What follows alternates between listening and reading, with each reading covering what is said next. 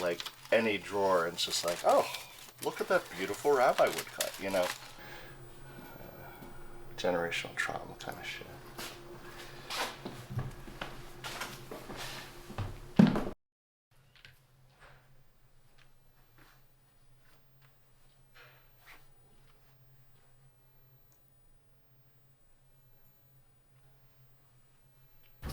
So when I first moved in this space, this was my studio.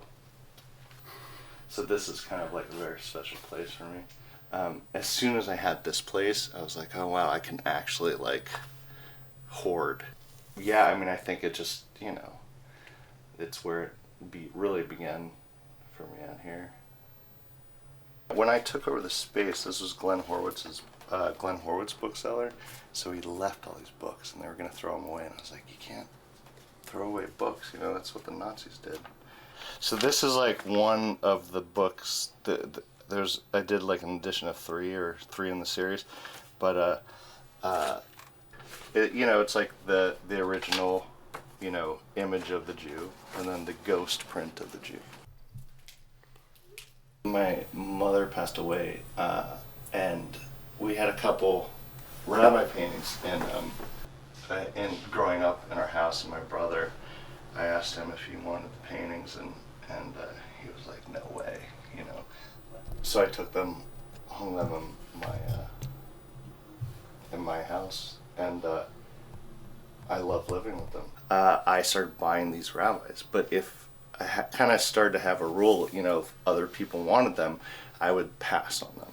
But if nobody was bidding on them, I would take them. So I kind of started to feel like a custodian, almost, of these lost rabbis, Yeah, it just kind of organically turned into like, I'm a painter, and I'm collecting these rabbi paintings. Why am I not painting the rabbis? Like, this is how it really started, was like, here is, a rabbi from my collection. Here's my attempt to trying to do a one-to-one render. I loosened up, and I think they got better.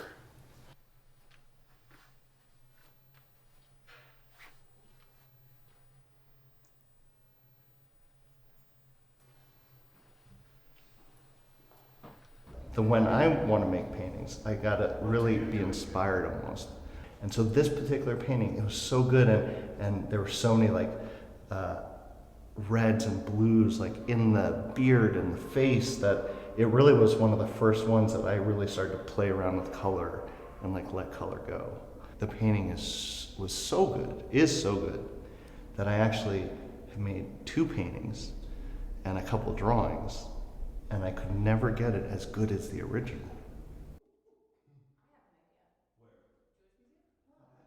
Very much the point of Judaism is to be able to escape the confines of the human experience while in the human experience. Right. Like, that's it.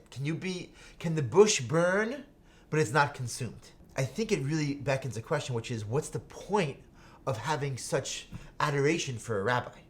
And how is that not idolatry? We are all about one God, and we have rabbis that inspire us to serve one God. So we don't worship, God forbid, the individual, which in due respect, that's where Christianity veers off, is the worshiping of the individual. We worship only God beyond shape or form, God forbid, not in any human form. But the truth is that the rabbis are only here to help expose your greatness. I mean, the question then would be like, should I not be saving? Right, no, definitely. Because they go hand in hand.